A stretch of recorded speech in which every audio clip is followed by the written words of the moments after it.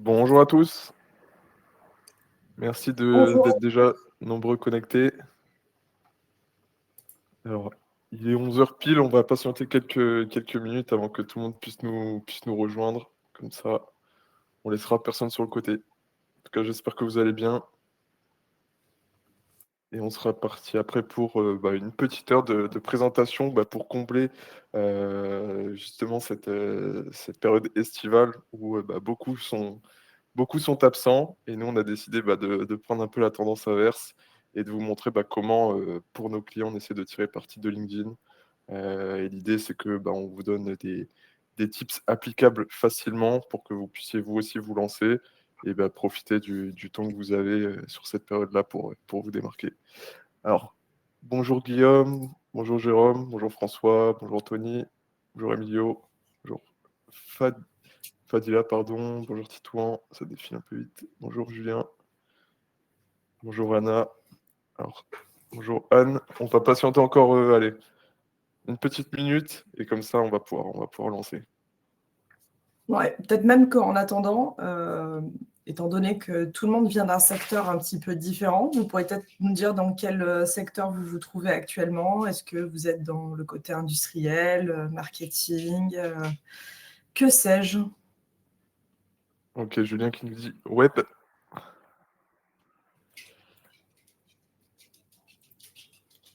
Prestation IT. Événementiel B2B. Ah, ça, Anne, on a pas mal de clients comme ça. Management de Ouais. transition, ok. Ça, c'est intéressant aussi. Formation linguistique, évidemment. Consultant com digital, market B2B. Bon, c'est parfait.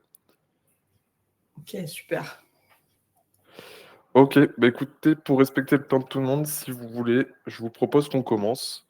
On va commencer en douceur. Déjà, on va se présenter Perle et moi-même pour que vous sachiez un peu à qui vous avez affaire. Donc, moi, je suis Hugo, je suis consultant chez Linkforce depuis bientôt 5 ans. Et l'idée, c'est qu'avec Linkforce, on intervienne pour le compte de clients pour les aider dans leur prospection et leur communication sur LinkedIn. Donc, au gros, en quotidien, on a des portefeuilles de clients et l'idée, ça va être de leur développer leur activité, aussi bien en termes de notoriété que d'activation commerciale.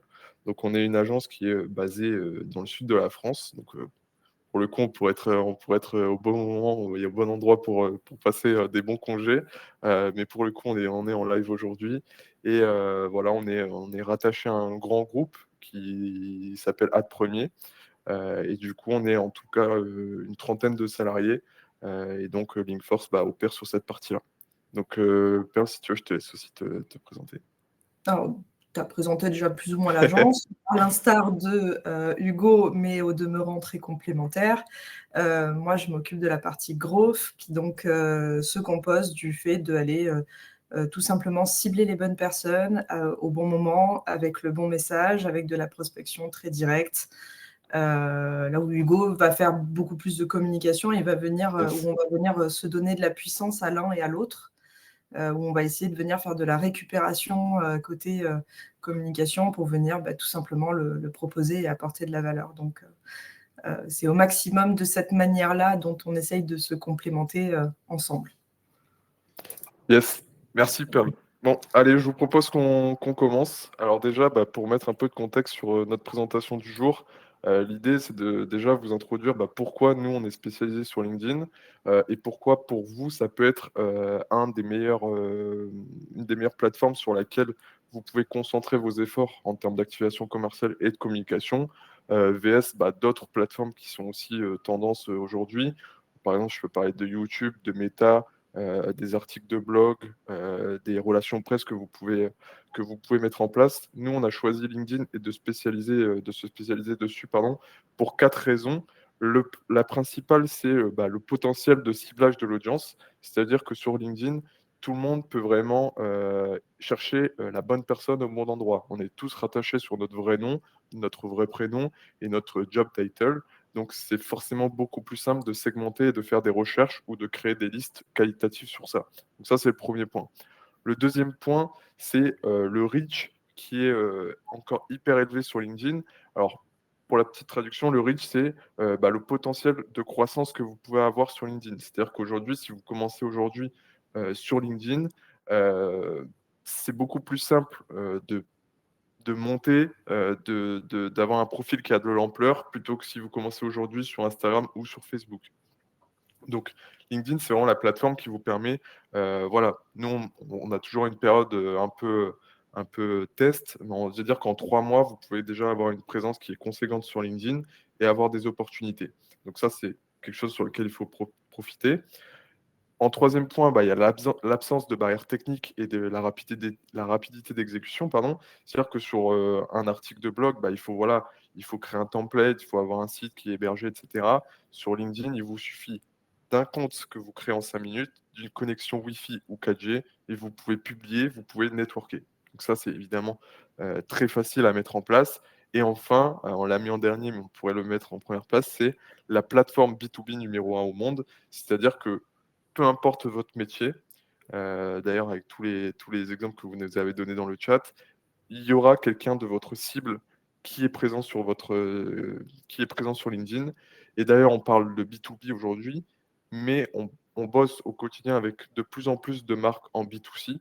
Parce que par exemple, si je prends un exemple assez simple, si demain vous avez une boisson énergisante qui est faite pour du consommateur B2C, pour qu'elle soit distribuée, il faut que vous soyez en relation avec les bonnes personnes au niveau B2B, pour l'implantation en magasin, pour le réseau de distributeurs, etc. Donc, nous, on est plutôt orienté expert B2B, mais il y a de plus en plus de personnes B2C qui commencent à se mettre sur cette plateforme-là. Donc, c'est vraiment pertinent pour tout ce type de personnes-là. Alors, À préciser que c'est plutôt côté com, hein, B2C. Hein. Ça concerne ouais, vraiment notre côté à nous. yes, yes, exactement.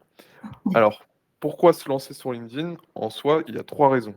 Alors, la première, elle est, je pense, pour toutes les personnes connectées, c'est la raison essentielle, c'est de faire du social selling, donc de vendre via les réseaux sociaux. Augmenter votre chiffre d'affaires, avoir un nombre de leads plus élevé. C'est le nerf de la guerre pour tout le monde. Quels que soient les métiers, le but, c'est d'avoir de plus en plus de leads qualifiés, d'avoir une augmentation significative du chiffre d'affaires. Ça, c'est le premier point. Le deuxième point qui on travaille pour plein d'entreprises, c'est de faire de la marque d'employeur, marque employeur. C'est-à-dire, voilà, aujourd'hui, recruter des ressources et des talents, c'est de plus en plus compliqué. Et comment on se démarque quand on est une entreprise? C'est tout simplement d'avoir une bonne marque employeur, d'attirer les talents naturellement et de se démarquer sur ce domaine-là.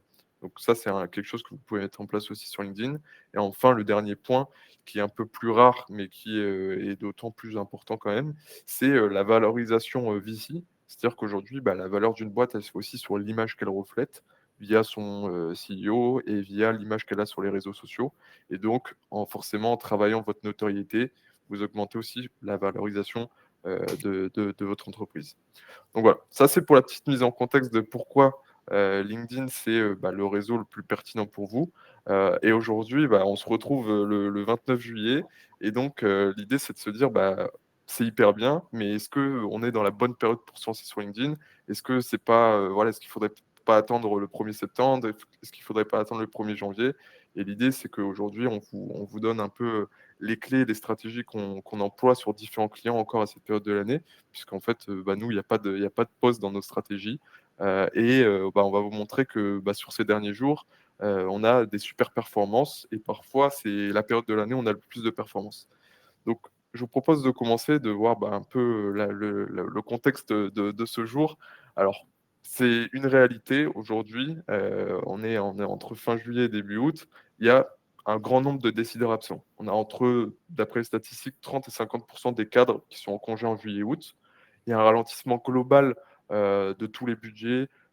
Tout est en attente. Beaucoup de personnes nous disent recontactez-nous en septembre, on y verra plus clair. Voilà. Beaucoup nous disent que c'est pas le bon moment. Et il y a, c'est vrai, une chute des indicateurs. Si on part vraiment purement KPI, il y a moins 20% d'ouverture des mails, il y a des cycles de vente qui sont beaucoup plus longs. Ça, c'est la base sur laquelle je pense, voilà, chaque année, ça revient et c'est la même chose. Et l'idée, c'est de se dire, bon, ça, c'est le contexte, il est posé, mais qu'est-ce qui va se passer le 1er septembre? Voilà, ça, c'est une petite caricature de ce qui se passera sûrement le 1er septembre. C'est-à-dire que tout le monde va se relancer. tout le monde va se dire: «Bon, bah, ça y est, je suis de retour de congé, je reprends, mon ordinateur, mon compte LinkedIn et je me remets à faire des posts». Sauf que le problème, c'est que ça créera de tous les cas un embouteillage comme chaque année et c'est pour ça que certains créateurs de contenu, profitent de cette période de juillet-août pour se lancer, se différencier.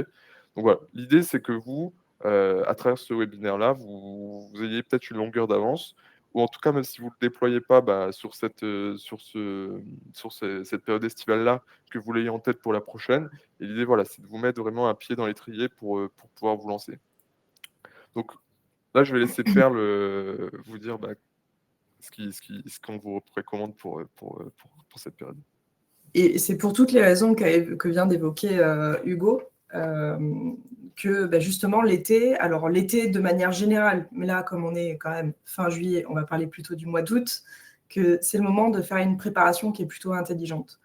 Et je veux dire, il y a plein de choses qui intuitivement dans votre vie de tous les jours, vous allez faire, que d'un coup dans le business, on dirait qu'on les zappe un petit peu et c'est un peu dommage. Je veux dire, vous n'allez pas imaginer que votre business, c'est une graine, une plante, et vous dites, bon, c'est pas grave, l'été, je ne vais pas l'arroser du tout. Bon, je ne me fais pas de grand espoir de comment est-ce qu'on va retrouver la plante et je ne pense pas que vous non plus. La résultante, c'est que en fait, cette plante va mourir parce qu'elle a besoin qu'on s'occupe d'elle, elle a besoin qu'on continue à l'arroser, on a besoin de continuer à ensemer LinkedIn. Et tout simplement, voilà, vous allez continuer à l'arroser et imaginez qu'en fait, votre LinkedIn, en fait, il y a la plante, votre profil, c'est une plante et que votre réseau, c'est votre terreau. Donc, du coup, vous allez continuer à aller poser ces petites graines un peu à droite à gauche et vous allez continuer à tout simplement vous en occuper. Et on va vous montrer un petit peu plus tard comment est-ce que ça va se passer, en fait. Pardon. Hop, tac, tac, tac. Voilà. Alors, que faire cet été ? Cet été, pour moi, les 3 étapes, ça va être déjà Alors, il va y avoir une double stratégie. Il y a pour ceux qui ont déjà un réseau qui est déjà un petit peu constitué, on va dire aux alentours des 1000 personnes. Si vous avez 1000 personnes, c'est que vous avez déjà un petit peu bourlingué sur LinkedIn. Si vous avez un peu en dessous, il faut faire un petit peu plus grossir le compte. Donc, si vous avez déjà un compte qui est déjà un peu fourni, faites du nurturing.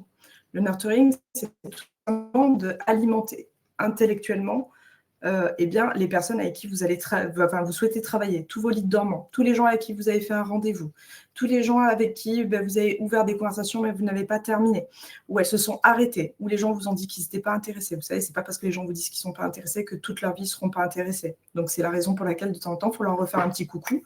Et vous pouvez être très simple, comme vous feriez dans la vie ou comme vous feriez dans une conversation au bar, en disant « Ah, au fait, ce que tu viens de me dire, ça me fait penser que… » Et quand c'est ce moment-là, c'est un très bon moment. Et d'ailleurs, peut-être certains d'entre vous, vous avez peut-être vu qu'on vous avait envoyé des emails. Vous avez fait peut-être un rendez-vous avec Chloé.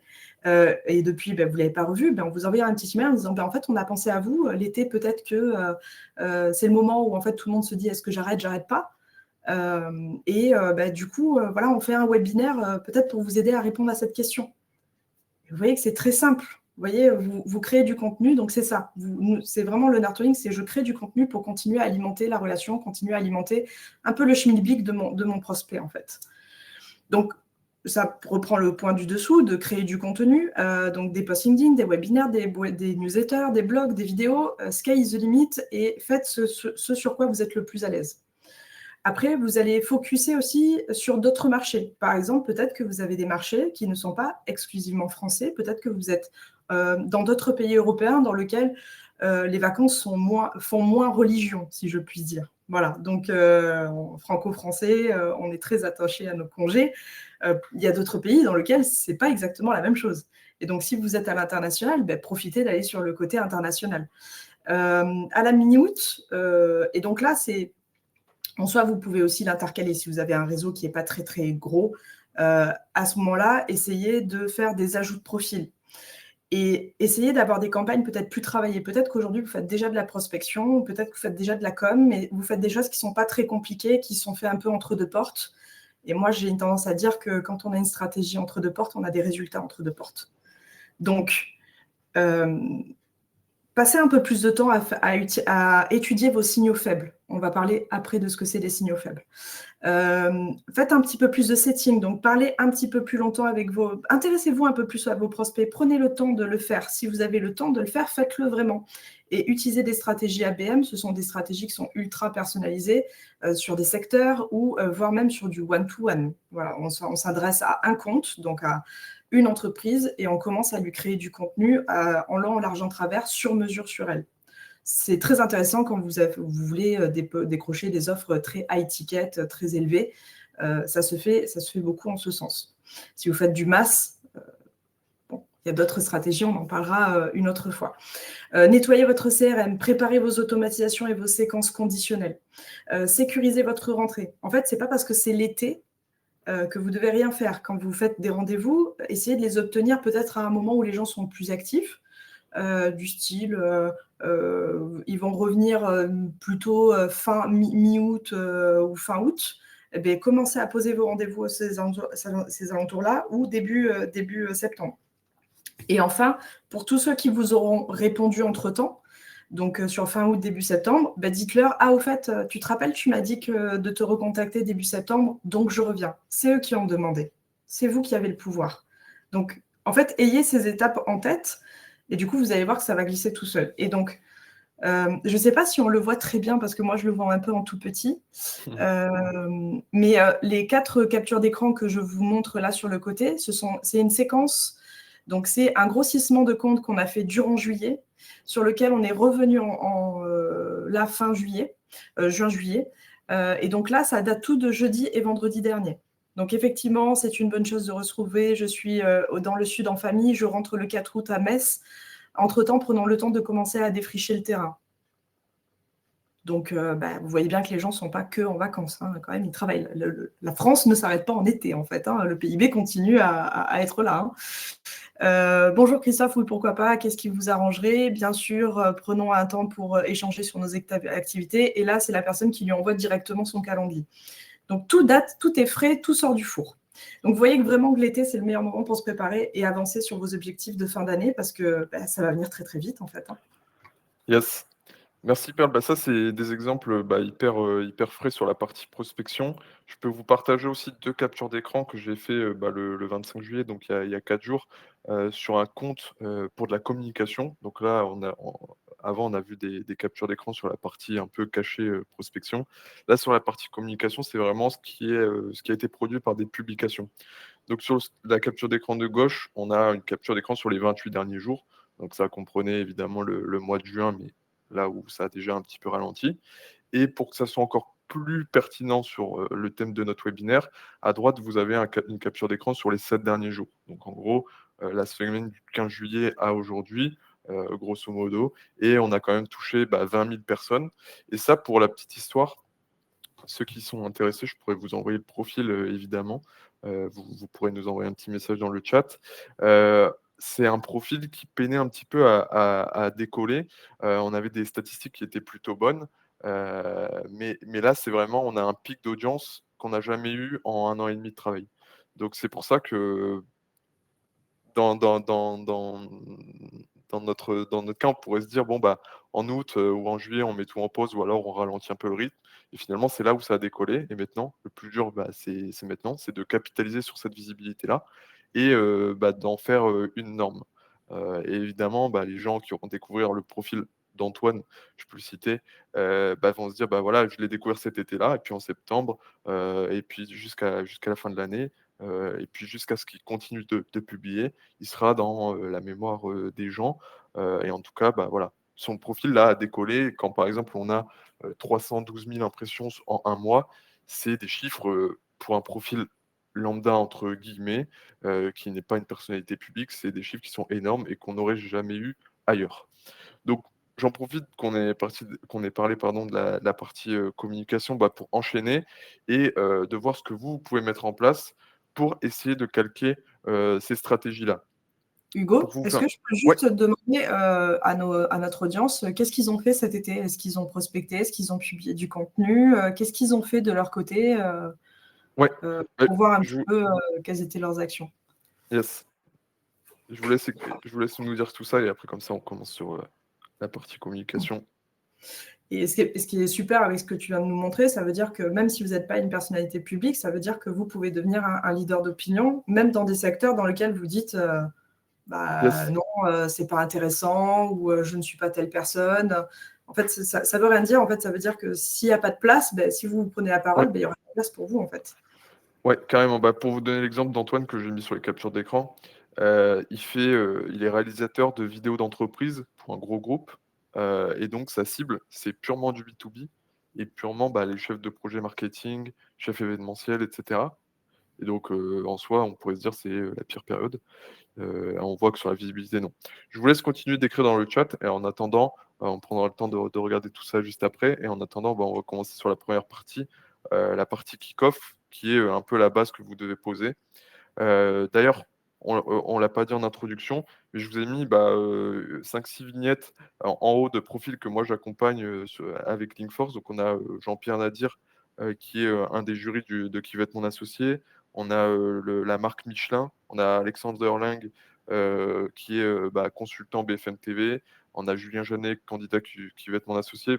Voilà, tous ces genres de personnes-là et des profils beaucoup plus traditionnels comme Aurélie, qui est une dirigeante euh, on va dire, standard.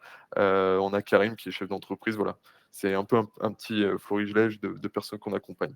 Alors, première étape, c'est le kick-off. Déjà, avant de vous lancer, c'est-à-dire que là, vous allez, à la fin de ce webinaire, vous allez dire, bon, let's go, je vais faire un post LinkedIn. Et c'est, entre guillemets, l'erreur qu'il ne faut pas faire. Pourquoi? Parce que vous allez vous lancer sans forcément stratégie. Vous allez être un peu, voilà, avec une effervescence qui vous dit, bon, il faut que je me lance, etc. Et c'est souvent en faisant ce genre de choses-là qu'au bout d'un mois, vous allez arrêter en vous disant soit j'ai pas de résultat, soit je sais plus quoi dire au bout de 5-6 posts. Et ça, c'est totalement normal. Ça se produit souvent quand vous vous lancez sans avoir étudié forcément les besoins que vous avez à résoudre et aussi sans prendre en compte ce que votre audience pourrait être intéressée. Donc souvent, on va faire des posts très descendants quand on va commencer, très techniques, en se disant, bon, c'est mon profil LinkedIn, il faut quand même que je sois assez pertinent, assez expert. Et ça, si vous faites que ça, vous allez facilement vous décourager. L'idée, c'est de voir, voilà, si on prend la data actuelle, c'est d'étudier ce que vous avez déjà fait. Vous allez sur votre fil et vous dites, ah tiens, il y a 1 an et demi, j'ai posté ça, il y a 6 mois, j'ai posté ça, et d'analyser les performances que vous avez eues, analyser les secteurs d'activité avec lesquels vous avez eu le plus d'interaction, voilà. D'utiliser toute la data qui est disponible sur votre compte et aussi toutes celles que vous connaissez déjà de votre cible avec laquelle vous travaillez déjà. Donc, vous pouvez aller voir dans votre CRM, et un peu lister faire vraiment une analyse de toutes les métriques qui sont indiquées ici. Alors, je ne vais pas les énumérer, mais dans tous les cas, la slide, vous les aurez, on vous l'enverra à la fin du webinaire. Et aussi, pour être encore plus dans le concret, vous pouvez vous-même générer de la data. C'est-à-dire que là, sur cette période-là, vous pouvez vous dire, tiens, je vais peut-être faire une interview client de 2-3 personnes, voir un peu ce qu'ils vont me dire, voir comment je pourrais apporter de la valeur aux gens qui consomment mon contenu. Bref, c'est vraiment de poser les bases et de vous nourrir de tout ce qui peut remonter comme information.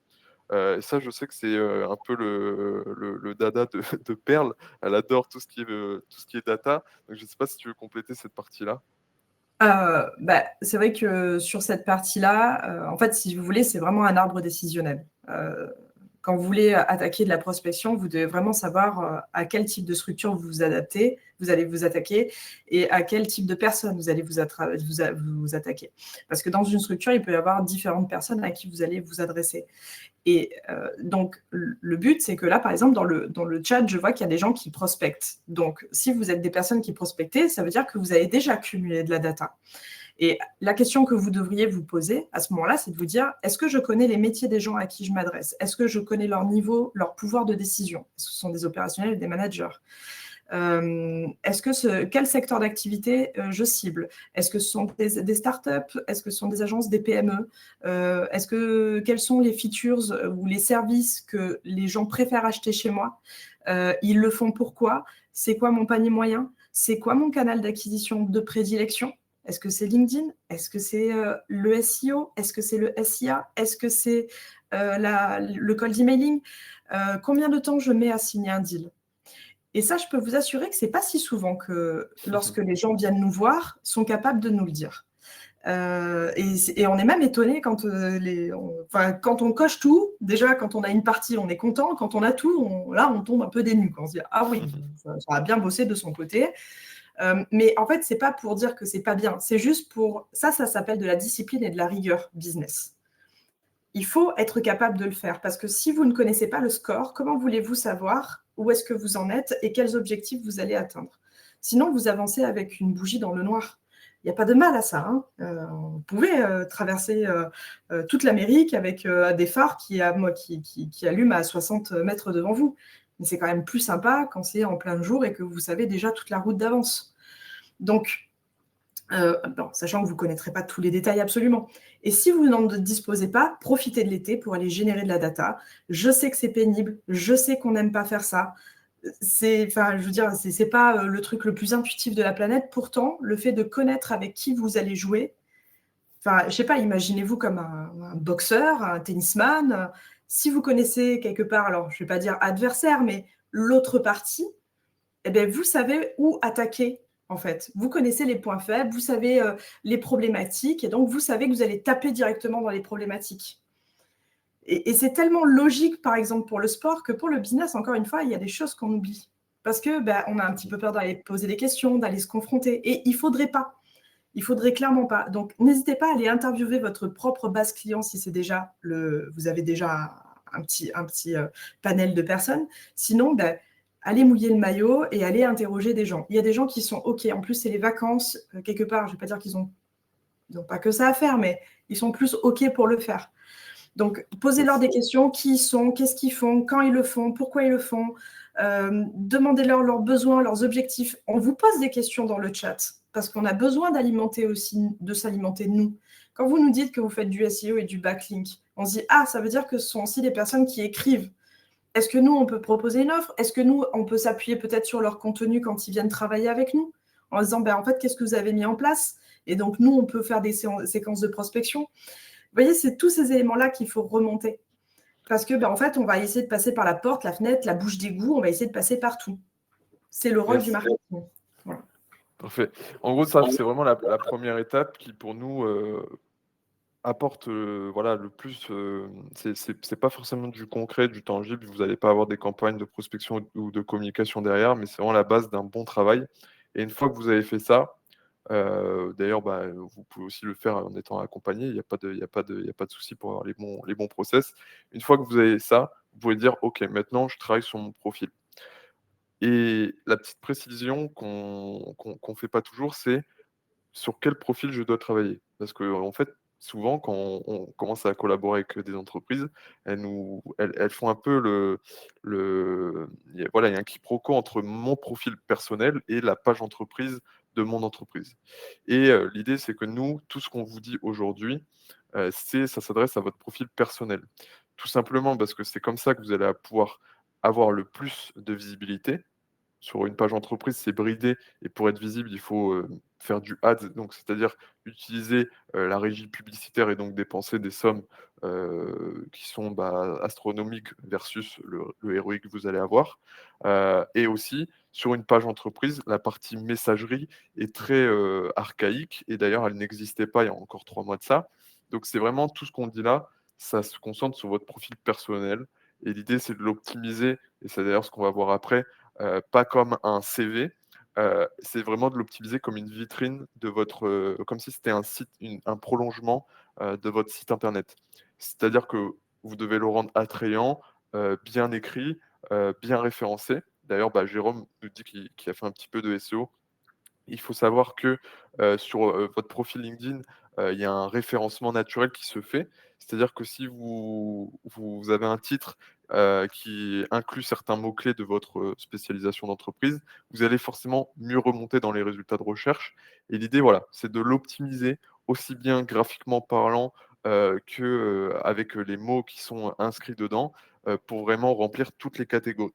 Donc si vous allez sur votre profil, vous partez de vos photos, de la couverture, de l'image et vous allez jusqu'en bas, jusqu'aux recommandations, aux compétences et vous complétez un maximum, de ce que vous pouvez en, utilisant des mots qui sont en rapport avec votre secteur d'activité, en allant droit au but, en remplissant les liens qui peuvent vous rediriger vers des liens Calendly pour prendre rendez-vous avec vous, des liens vers votre site. Voilà, il faut que ça soit vraiment, construit, pour faciliter la personne qui va visiter votre profil.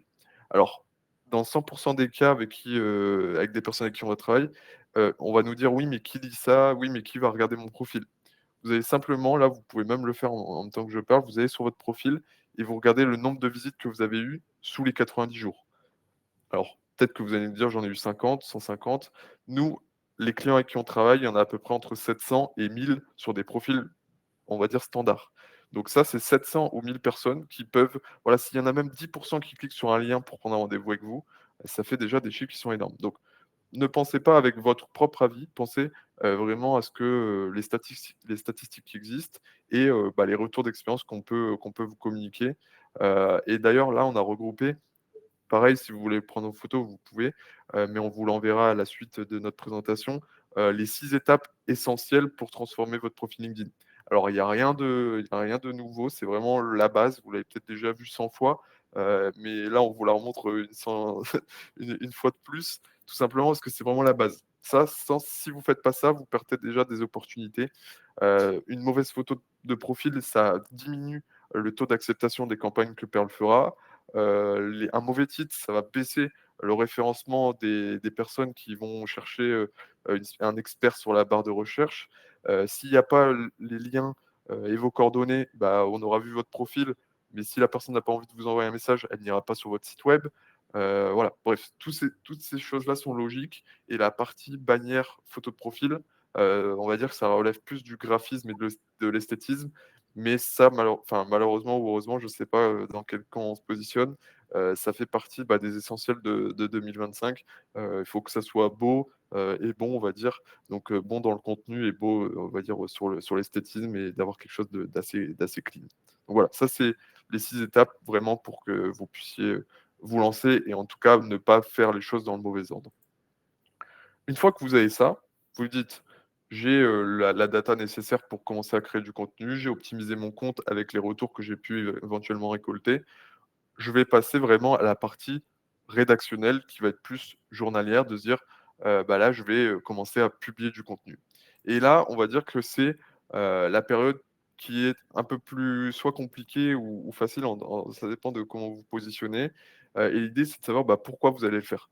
Je ne vais pas vous dire de créer du contenu à l'infini et voilà, dans le vide. L'idée, ça va être vraiment, comme on l'a écrit sur la slide, de créer de la confiance. Donc ça va être de créer de la confiance pour les personnes que vous allez prospecter après, peut-être dans 1 mois, dans 2 mois, dans 3 mois ou dans 2 jours, peu importe.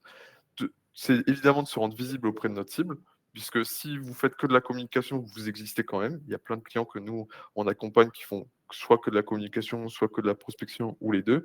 Et évidemment, c'est, de paraître moins intrusif, au cas où, bah, la personne a déjà vu votre communication. Si vous lui envoyez un petit message, 2 semaines après, ils vont se dire: «Ah oui, c'est quelqu'un qui avait publié ça», ou alors on peut rebondir sur une interaction qu'il a fait sur un de nos posts. Bref, c'est vraiment, bah, une mine d'or, à exploiter au terme des likes, des commentaires et cetera. Une fois que je vous ai dit ça, vous pouvez vous dire: «Oui, mais moi j'ai pas envie forcément de me mettre en valeur» et cetera. Et ça, pour vraiment vous dédramatiser cette chose-là, c'est le cas de 100 de mes clients. Personne n'a envie de mettre 50 selfies de lui sur LinkedIn, sur la plage. Personne n'a envie de dire de faire du moi-je et cetera, et c'est pas du tout ça que vous devez faire. L'idée, c'est vraiment de segmenter. Voilà, si vous faites un ou 2 posts par semaine, c'est déjà hyper bien. Nous, la plupart de nos clients, je pense 3/4, on fait que un post par semaine et ils ont déjà les résultats qu'ils attendent. Et l'idée, c'est d'alterner, de faire une fois un post sur votre expertise, une fois un post sur votre expérience, une fois, un post sur un use case, un cas client. Voilà. L'idée, c'est vraiment de mettre tout ça en abîme pour que vous soyez 100 à l'aise avec ce que vous communiquez et voilà, d'augmenter cette crédibilité qui vous donnera, à la fin, un meilleur taux d'acceptation pour vos invitations et une meilleure conversion pour les rendez-vous de prospection qui seront générés. Pour vous faciliter un peu la chose, nous, on a construit ce funnel de conversion ou de communication. Et en fait, ces 3 étapes, c'est vraiment, comme ça que vous devez ranger vos posts LinkedIn. C'est-à-dire de dire: «Je vais faire du contenu de croissance», donc des contenus qui vont être un peu plus larges. Vous allez rebondir sur une actualité, vous allez, essayer d'utiliser un sujet un peu plus large qui dépasse même un peu la vision de votre entreprise, pour vraiment essayer de driver un maximum de visibilité. Une fois que cette visibilité-là, elle sera créée, vous allez faire des contenus un peu plus experts pour gagner en crédibilité. Voilà, au moins vous allez descendre petit à petit le funnel et à la fin, peut-être faire du contenu un peu plus personnel, Et si vous n'êtes pas à l'aise, faire du contenu autour de cas clients, de membres de vos équipes.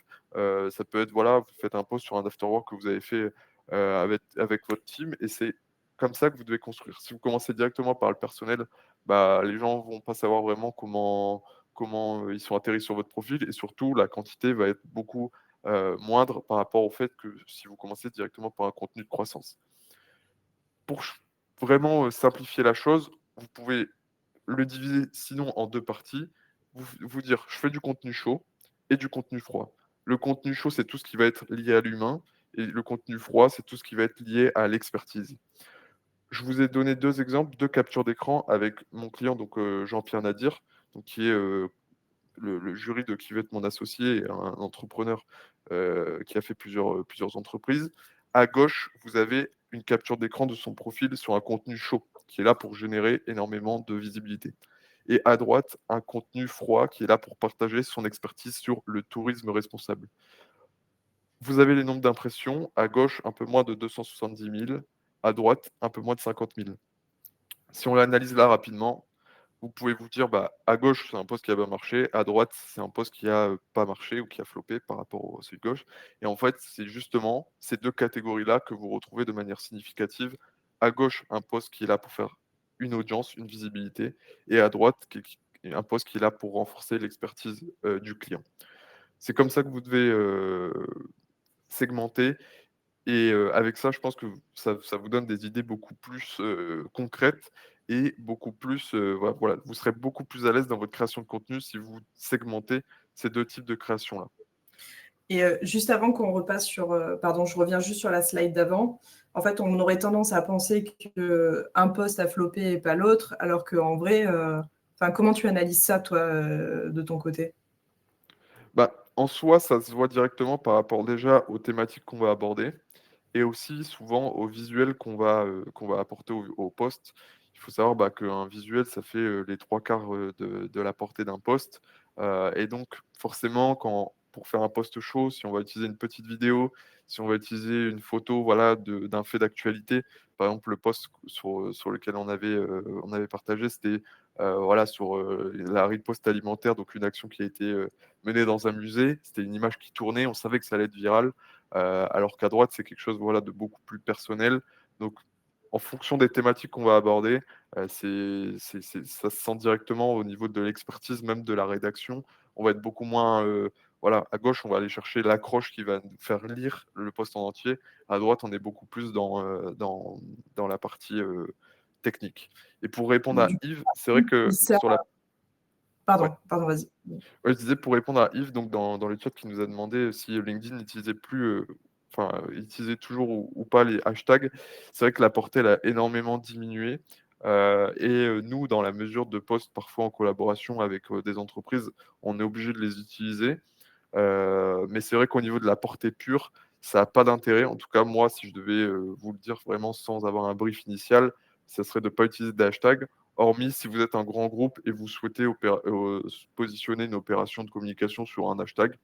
Sinon, en termes de visibilité de découverte, je trouve pas ça, c'est pas ça fait pas un déclencheur et je trouve même que esthétiquement, ça détruit un peu le post. Voilà. Mmh. Du coup, les posts chauds, c'est plutôt, visibilité et froid, ça sert plus à fédérer, à regrouper autour de Ouais, soi, vraiment les gens les plus exactement. intéressés par ta thématique, quoi. OK. Voilà. Donc en gros, là, sur ce qu'on a dit, pour moi, sur la partie communication, si déjà vous vous entraînez à faire ça, donc bien analyser ce que vous devez faire, optimiser votre profil et segmenter, les contenus que vous allez créer. Alors évidemment, vous pouvez avoir le syndrome de la page blanche et de vous dire: «Bon, bah, OK, j'ai contenu chaud, contenu froid, qu'est-ce que je vais faire?» Voilà, peut-être que c'est peut-être pas le bon moment pour vous de vous lancer, peut-être que, voilà, vous devez consommer du contenu avant de vous lancer.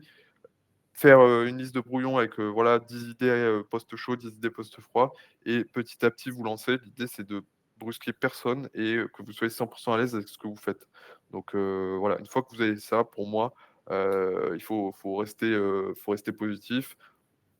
Voilà, c'est très rare qu'au bout de 2 semaines, vous ayez des résultats. L'idée, c'est que vous fassiez un test au moins sur 2 ou 3 mois et de tirer des analyses de ça et se dire que même si un post fait 1000 vues, ce qui est assez simple sur LinkedIn, voilà, si vous faites ce qu'on a dit avant, bah, c'est 1000 personnes que vous aurez touchées de manière gratuite. Alors, ça vous aura peut-être pris du temps à rédiger, à trouver des idées, mais voilà, au moins, vous pouvez cumuler ces vues et à la fin du mois, bah, vous dire, bon, bah, voilà, j'ai touché 5000 personnes. Certes, c'est pas des chiffres énormes, mais c'est toujours mieux 5000 que zéro. Voilà. Donc là, bah, je vais laisser la parole à Perle qui va vous parler plus de la partie prospection. C'est beaucoup plus tangible, donc peut-être que ça va un peu plus vous parler, parce que là, on est dans la relation directe avec le prospect ou le lead, et donc forcément, c'est une phase un peu plus accélérée que la communication. Ouais, et alors c'est plus tangible et en même temps, le B2B, c'est beaucoup B2Cisé, en fait. Donc, comment on consomme quelqu'un qui fait un particulier?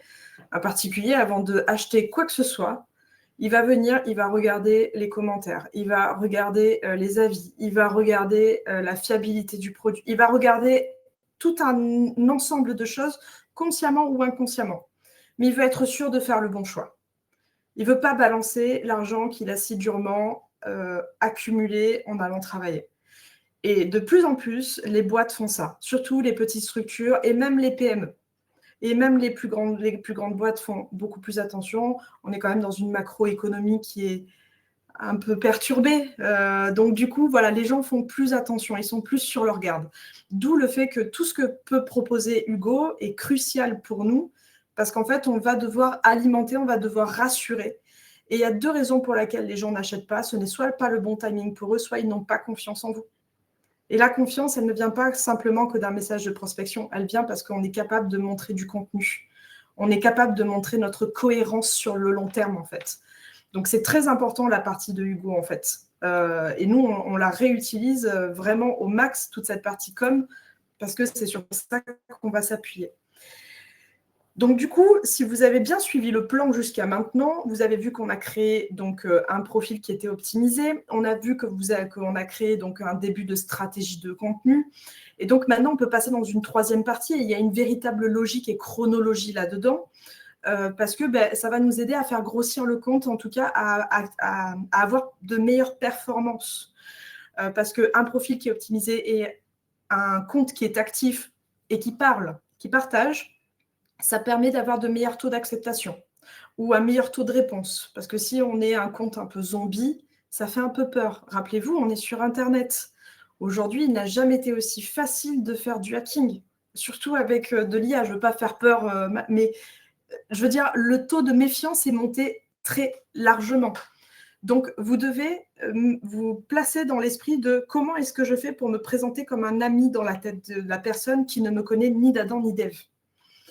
Donc, première partie, grossir, nurturer votre réseau de manière intelligente. Vous allez ajouter des personnes qui font partie de votre cible. Vous allez alimenter les cibles qui sont déjà connectées à vous en leur poussant du contenu intéressant. Et la méthode, pour en tout cas la première partie, quand vous allez ajouter des personnes, puisqu'on fait du grossissement de compte, on va identifier les bonnes personnes avec des filtres simples. Les secteurs, les postes, la géographie, l'intitulé de poste, les groupes, on en parlera juste un peu après. On va identifier les bonnes occasions avec des signaux qui sont extérieurs. Ce sont des choses que vous remarquez de l'extérieur et vous dites « Ah, ça va me permettre peut-être d'avoir une bonne approche ». C'est ça un signal faible, hein, au fait. Donc, les salons, les levées de fonds, recrutement, promotion interne, alumni groupe, je vous montrerai des exemples après. Vous allez les ajouter avec une note pour contextualiser si vous avez trouvé un signal extérieur intéressant. Sinon, comme le dit mon père, si c'est pour dire une bêtise, ne dis rien. Donc, on ne met rien. Et quand c'est fait, la personne vous a accepté, ne revenez pas comme la mouche du coche à revenir en DM au bout de 2 heures ou au bout de 2 jours. C'est trop court. Alors, ça m'arrive aussi, bien sûr, de le faire quand on est très short in time et que j'ai une demande client qui est très express. Mais sinon, comprenez qu'on doit créer de la confiance. Et la confiance, ce n'est pas en claquant des doigts, ce n'est pas au bout de 2 jours. À moins que vous ayez vraiment un angle très intéressant, laissez-vous un petit peu de temps et laissez votre stratégie de contenu un peu agir pour vous. Et si ce n'est pas le cas, si vous voulez quand même essayer, eh bien, envoyez du contenu alors à ce titre très intéressant, très précis pour la personne à qui vous allez vous adresser, avec un webinaire, un livre blanc, un article de blog, vidéo, ce que vous voulez. Mais si vous venez déranger les gens, dérangez-les pour des bonnes raisons. Parce que de toute manière, vous allez les déranger. Vous êtes un pop-up qui arrive dans leur vie, ils ne vous ont rien demandé. Moi, je suis tout à fait OK avec le fait que vous les dérangez. Acceptez que vous les dérangez. Soyez juste à l'aise avec, d'accord? Vous arrivez, ils ne vous ont pas sollicité. Mais si vous le faites, faites-le pour des bonnes raisons. Parce que vous pensez vraiment pouvoir les aider. Donc, et ça vous donnera une bonne raison de ne pas faire de message générique. Le but pour vous, c'est vraiment de lancer la prospection un peu plus intensive à partir de septembre avec des personnes qui vous auront déjà, alors fin courant août et septembre, des personnes qui vous ont déjà aperçu, qui ont déjà consommé votre contenu, qui vous ont vu poster, et donc elles seront plus réceptives, un peu plus de confiance. Votre challenge ici, c'est de réussir à passer d'une vision très micro à une vision macro, à accepter d'avoir de la récompense différée, à accepter de ne pas avoir le lead là tout de suite maintenant. Parce que si ce n'est pas le bon timing, vous pouvez faire ce que vous voulez. Hein. Il ne vous veut pas, il va vous foutage et puis c'est tout. Et juste d'accepter de se dire, bon, ben, je vais mettre un petit peu plus d'échéance parce que je vais un peu plus construire mon parcours client et donc accepter la récompense un peu plus tard. Alors après, moi, je ne sais pas dans quelle disposition financière vous êtes. Il y a toujours un peu la théorie et la pratique. Mais si vous arrivez à switcher ça, vous allez voir que vous allez être beaucoup plus pertinent dans vos approches. Alors, pour revenir sur ce que je disais sur cette partie-là, qui est ici, identifier les bonnes personnes avec les filtres, etc. Avant de faire ça, il faudrait que vous sachiez faire la différence entre un ICP et un persona. Alors, je ne veux pas faire insulte à votre intelligence, mais je veux juste faire un rappel quand même. OK, c'est parce que chacun a un peu sa définition d'un ICP, d'un persona. Moi, je vais vous donner la mienne. Un ICP, c'est une cible macro. C'est une entreprise. Ce ne sont pas des personnes, ce sont des entreprises. Une description macro de l'entreprise cible, avec un secteur d'activité, une taille d'entreprise, une localisation, une géographie, un chiffre d'affaires et une technologie. Si ce n'est pas chiffre d'affaires, taille d'entreprise suffira largement. D'accord ? Ce qui veut dire que si c'est une entreprise qui développe du logiciel, qui fait de 51 à 200 employés en France avec un chiffre d'affaires de 500 000, alors j'ai une bêtise, hein, c'est très peu probable de faire 500 000 à 51 à 200, sinon c'est qu'il y a un petit problème, et qui a son site sur WordPress. Donc du coup, ça, c'est des éléments d'une entreprise. Vous voyez bien que je ne peux pas donner ça à une personne. C'est bizarre sinon, hein. Donc ça, quand vous avez défini ça, c'est le premier point. Le deuxième point, c'est un persona. C'est une cible micro. C'est un buyer persona. C'est une personne qui a la carte bleue. D'accord ? Elle peut la tenir dans sa main. Elle se concentre sur des individus au sein d'une entreprise avec des caractéristiques bien spécifiques. Combien d'années d'expérience elle a ? Par exemple, quand on nous demande de cibler des startups sur 16 navigateurs, nous, on va cibler plutôt le nombre d'années où vit l'entreprise et le nombre d'années où la personne travaille dans l'entreprise. Ce sont des éléments, parce qu'il n'y a pas l'option startup sur 16 navigateurs. D'accord ? Donc, les années d'expérience, le rôle et la fonction du contact, les sources d'informations qu'elle consulte, son comportement d'achat. C'est pour ça que je vous parlais qu'elle s'était B2Cisée. Un responsable marketing qui a été embauché au bout de 6 mois, de moins de 6 mois, d'ailleurs, pour votre information, les gens qui sont embauchés en dessous des 6 mois dépensent 80% de leur chiffre d'affaires dans les 6 premiers mois à la première année qu'ils sont dans l'entreprise. Voilà pourquoi on les cible. Ils veulent montrer qu'ils ont du sang neuf, qu'ils ont des idées, ils veulent bien faire. Les sources d'information, si vous savez qu'ils vont voir ce que fait Scalesia, Bulldozer, que sais-je, eh bien, en fait, nous, on peut aller cibler les postes de ces personnes, mettre les bons intitulés de poste et aller les contacter. Pareil, comportement d'achat. Si ce sont des personnes, par exemple, vous, on pourrait très bien se dire, alors quand je vous adresse à vous, ce n'est pas pour vous mettre mal à l'aise, c'est pour prêcher qu'on dit ce qu'on fait, on fait ce qu'on dit, c'est pour prêcher un peu de congruence. Par exemple, vous, on sait que vous consommez du web binaire. Maintenant, peut-être que vous allez être plus sensible au format vidéo. Et c'est quelque chose qu'on peut se noter. Si, par exemple, derrière, on voit que dans votre parcours d'achat, vous allez consulter nos blogs ou nos réseaux sociaux, quand on voit que vous mettez à liker nos posts, on va se dire « Ah, quand on fait web binaire, il faut faire des posts. » Donc ça, c'est du comportement. Et si vous le notez, franchement, vous avez tout compris. Quelques exemples de signaux faibles, très rapides, des actualités de l'entreprise, donc si elle a fait une levée de fonds, si en ce moment elle a des recrutements. Par exemple, quand j'ai connu Linkforce, avant j'étais freelance et je les ai contactés parce qu'ils cherchaient quelqu'un qui faisait du gros hacking. Et donc pendant un temps, on a travaillé en freelancing, maintenant je travaille avec eux en CDI. Donc, c'est quelque chose de très concret. Je veux dire, voilà, c'est pas... et moi, je me fichais, je ne voulais pas trouver un CDI à l'époque. Mais j'ai continué à les contacter en disant, est-ce que vous êtes ouvert à travailler avec des freelances et donc, c'est des choses que vous pouvez faire si vous êtes une société de prestation de prestataires. Même si vous voyez CDI, ben, vous pouvez poser la question. Vous aurez la réponse que si vous posez la question. Est-ce qu'on est d'accord sur ça? Donc, il faut toujours poser la question. Vous allez participer à des événements. Voilà, vous pouvez dire bonjour, j'ai vu que tu avais participé à l'événement de Benoît Dubos sur le scaling de, voilà, je ne sais pas trop quoi. On n'est pas très d'accord sur tel point. On a créé telle ressource, est-ce que je peux te l'envoyer? Les traits personnels d'un prospect, c'est expérience partagée. Donc, si vous êtes alumni, si vous êtes membre d'un même groupe, il y a aussi la situation géographique similaire. Alors ça, c'est très intéressant parce que des fois, c'est très bien de conquérir sa rue, son quartier, sa ville avant d'aller conquérir le monde. Donc ça, c'est aussi très intéressant si vous avez des business très locaux ou vous avez très envie de développer votre business local. Les prises de poste récentes, donc ça, j'en ai parlé avant. Les activités digitales qui sont les membres des groupes. Ah oui, bon, pardon. Du coup, c'était un autre truc. Oui, même réseau, pardon. Même réseau, ça peut être tout simplement, voilà, vous pouvez aller de vous-même trouver les personnes d'un réseau et aller leur parler. Participant à un webinaire et interaction sur le contenu. Donc un like, un commentaire, etc. Vous pouvez rebondir dessus. Donc je vais un petit peu vite, mais parce que c'est des choses qu'on voit très souvent sur LinkedIn et si ça va un peu vite, vous n'hésitez pas à revenir vers nous, à nous poser des questions. D'accord ? Donc très concrètement, comment ça se passe ? Je ne sais pas si je peux zoomer. Non, je ne peux pas zoomer. Là, on nous voit. Non, ça ne nous va pas.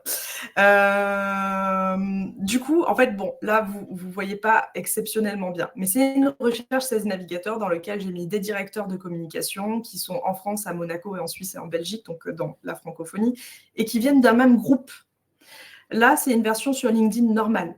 Donc, j'ai fait quasiment la même recherche, sauf que je ne l'ai pas fait sur un groupe, j'ai fait sur un groupe venant de la même école. Après, on va venir le récupérer dans notre logiciel que nous, on a en interne pour récupérer. Et ça nous donne une base de données de personnes, en fait.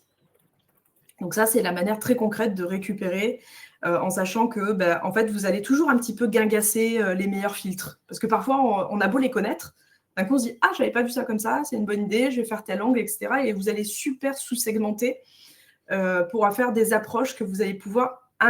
L'approche va être industrialisée parce que vous avez segmenté votre approche. Sinon, vous n'allez pas pouvoir le faire. Ça va être trop compliqué, trop de points de détail divergents. Vous allez faire plusieurs filtrages par signaux. Et si vous êtes sur LinkedIn basique, vous avez le droit qu'à 1000 extractions par jour. Si vous êtes sur SalesNav, vous avez le droit à 2500 par jour. Quand vous avez récupéré, que vous avez nettoyé, vous avez enrichi votre base de données, vous avez fait tout ce qu'il fallait, vous allez pouvoir créer votre scénario de prospection. Là, je vous en donne un. Donc, moi, par exemple, tout l'été, je me suis arrêtée à la première, la demande de connexion. Et après, j'ai mis une temporalité beaucoup plus importante. Là, j'ai mis 25 jours, 25 jours. C'est long, hein ? Je comprends, hein, dans la tête, quand on met 25 jours, on se dit ça ne va jamais finir le truc. Or, si la demande de connexion n'est pas acceptée, alors on a un email qui va s'envoyer en disant « Ah, tu n'as peut-être pas vu passer ma demande de connexion, je voulais te parler parce que… » Et là, s'il a accepté, alors on commence un petit peu à parler, à poser des questions. À dire, j'ai vu que tu avais fait ci, j'avais vu, par exemple, sur les écoles, ça va être, je vois qu'on fait partie, on est sur le même groupe d'alumni, c'est toujours intéressant de se connecter entre anciens. On se connecte, voilà, ça c'est fini. Le deuxième, c'est ravi de cette connexion. Ça m'a interpellée quand j'ai vu que tu faisais partie de Subdecom parce que je travaille déjà avec quelques-uns des Subdecom sur tel sujet. Je me suis dit que ça serait peut-être pertinent qu'on puisse échanger dessus. Et après, si ça ne répond pas, c'est « je te posais la question parce que ». Et après, vous continuez. Alors moi, j'en ai jusqu'à 5.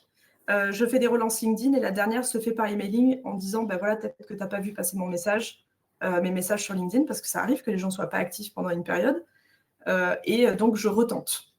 Voilà, vous pouvez envoyer 30 invitations par jour si vous avez 16 navigateurs, mais moi, je ne vous parle que de 16 navigateurs parce que quand vous venez jouer au tennis, vous prenez vos raquettes, vos balles et vos baskets. Donc, quand vous venez prospecter, vous prenez 16 navigateurs, un outil de prospection. Il faut travailler sérieusement. Le reste, c'est compliqué sinon. Vous allez être bloqué partout, c'est une horreur. Il faut un petit peu investir pour pouvoir faire de la prospection. Ça reste le canal d'acquisition le moins cher. Donc, c'est un petit sacrifice, mais en même temps, derrière, ça vous apporte quand même beaucoup de valeur et beaucoup d'insights. Donc, 70 à 80 DM sur ces navigateurs, moi, je suis déjà montée bien au-delà, mais au bout d'un moment de préchauffe. Commencer direct à 70-80, c'est un peu tendu. Voilà. Oui, alors, dernier point, j'ai dit 25 jours. Là, comme on est plutôt sur le mois d'août, c'est 15 jours suffiront, 10 jours suffiront. D'accord ? C'est juste laisser une petite temporalité et pas arriver direct pour faire de l'activation commerciale. Et donc, cette activation commerciale, il faut être très pointilleux, soyez très attentifs. C'est très délicat. On n'a pas souvent la bonne occasion de faire 2 fois une bonne impression.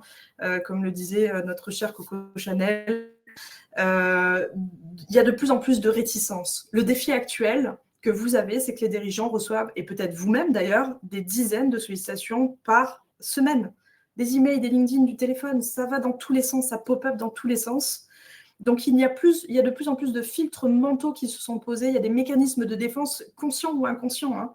C'est-à-dire que moi, quand quelqu'un me fait une demande de connexion, si je vois qu'il y a écrit responsable commercial, je me dis « et allez, c'est parti ».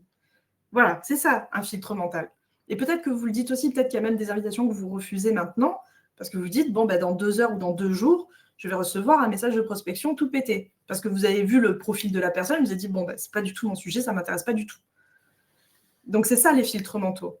Donc, comme l'attention est de plus en plus limitée, les approches qui vont être le plus pertinentes, et une approche pertinente, c'est quoi ? C'est pourquoi lui et pourquoi maintenant vous venez lui parler. Ou sinon, avoir un pattern interrupt, alors vraiment quelque chose de très différent dans l'approche, des choses très humoristiques ou très décalées. Mais ça ne plaît pas à tout le monde. Et tout le monde n'a pas envie de se positionner comme ça de toute façon. Donc, il faut que ça retienne l'attention des décideurs qui s'amenuisent de plus en plus.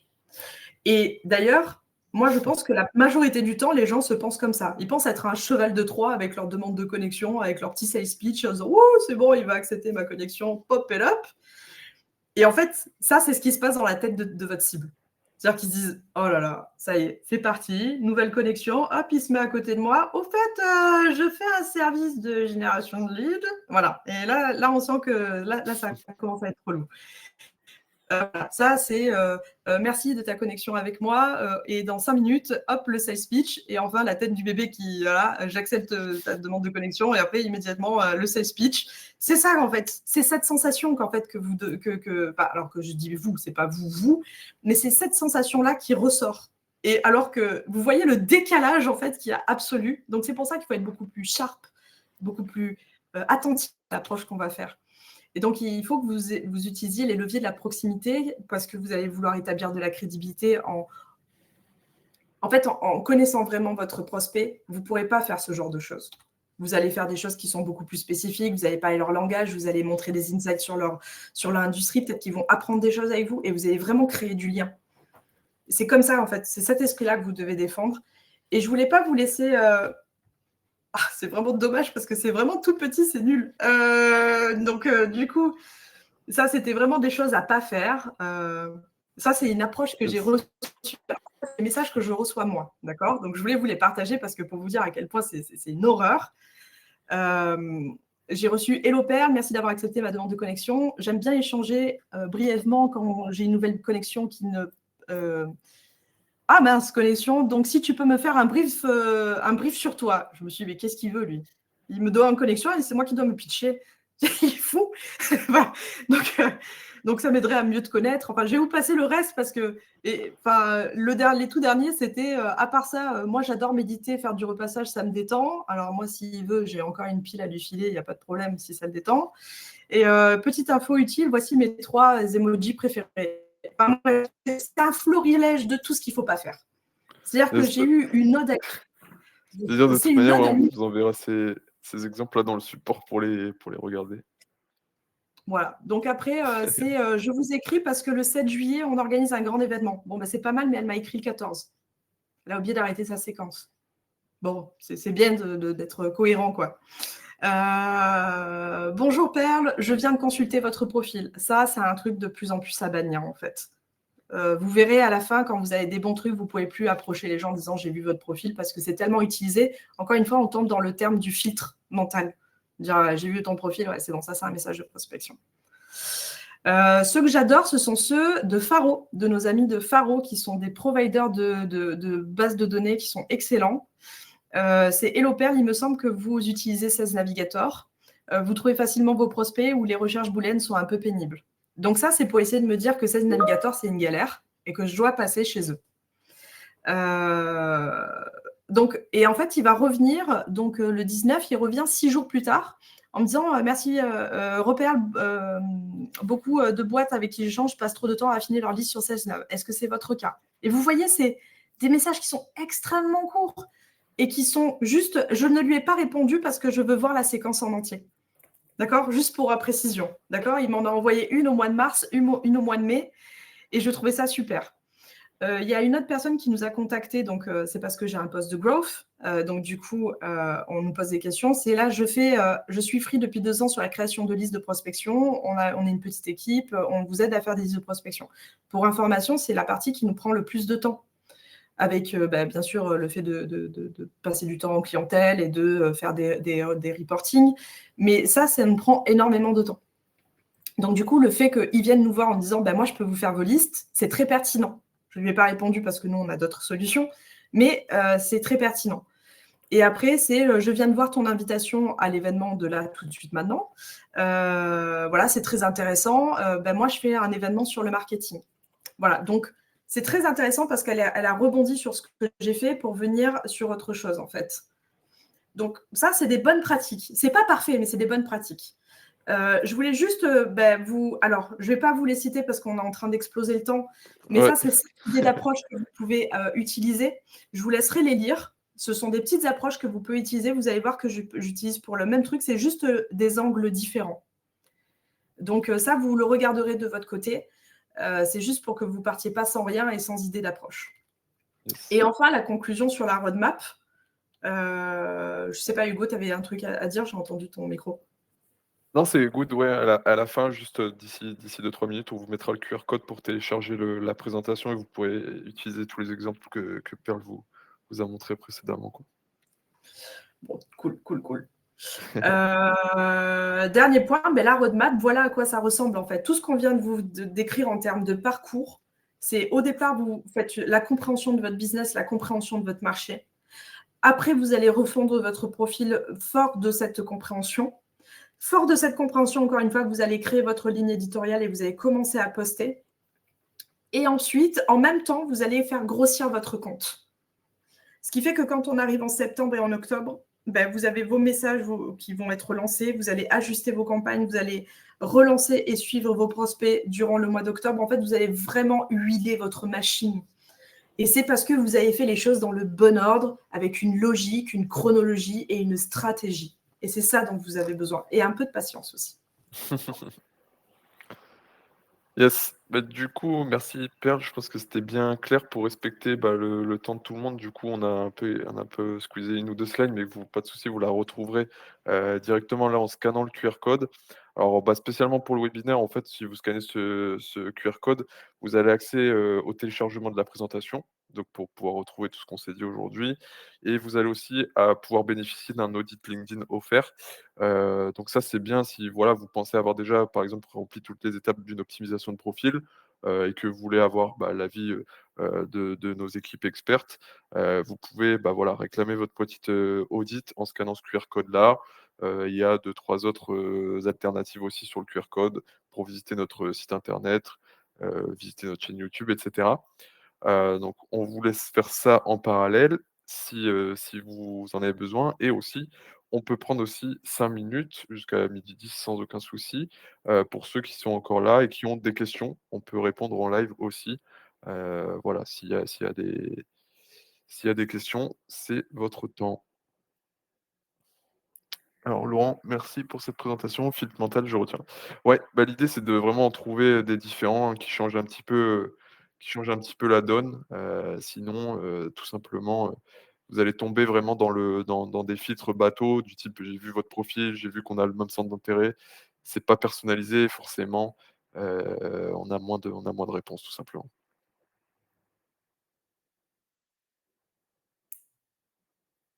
Alors je vous laisse encore un peu de temps.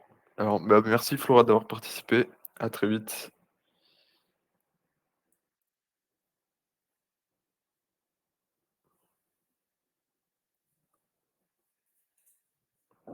Hop, merci Jérémy, pas de souci, avec plaisir et à la prochaine. Merci Waiba pour ton message, merci Fadila également.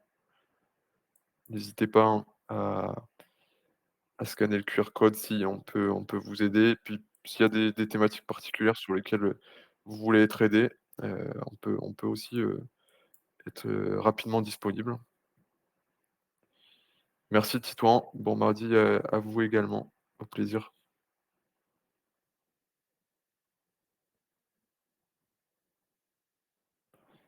Merci Anne d'être venue, merci Anna, merci Jean-Christophe. Parfait Guillaume. Eh bien écoutez, c'est noté, on reviendra vers vous, rapidement. Et oui Jérôme, du pain sur la planche. Bah, si vous avez encore quelques jours, avant vos congés ou s'ils sont déjà passés, ça met un peu de boulot. Mais normalement là, vous avez un plan assez clair, donc ça devrait le faire. Bon, je pense que Perle, elle a eu un petit souci de connexion, parce qu'elle nous a quittés, précipitamment, mais en tout cas bon, si elle revient pas, je pense qu'elle vous remercie également et puis elle vous souhaite un bon mardi. Je vous laisse encore 2-3 minutes si vous avez d'autres questions et puis sinon, bah, je vais pouvoir couper le live. Je vous laisse encore un peu de temps.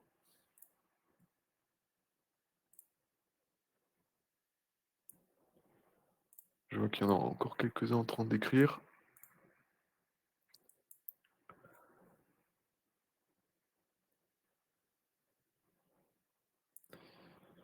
OK, bon, si je reçois pas d'autres messages, je pense que c'est tout bon. En tout cas, je vous souhaite, à tous un bon appétit, un bon mardi. Pour ceux qui partent en vacances dans les prochains jours, bah, des bons congés et puis, en tout cas, bah, n'hésitez pas à nous contacter, que ça soit par mail, grâce au QR code ou, via les réseaux sociaux comme LinkedIn, hein. Vous avez, normalement, nos comptes qui sont assez facilement trouvables avec, notre prénom et notre nom, si on a bien optimisé notre profil, donc voilà. Allez, je vous souhaite à tous, ben, une bonne journée et puis au plaisir. À la prochaine.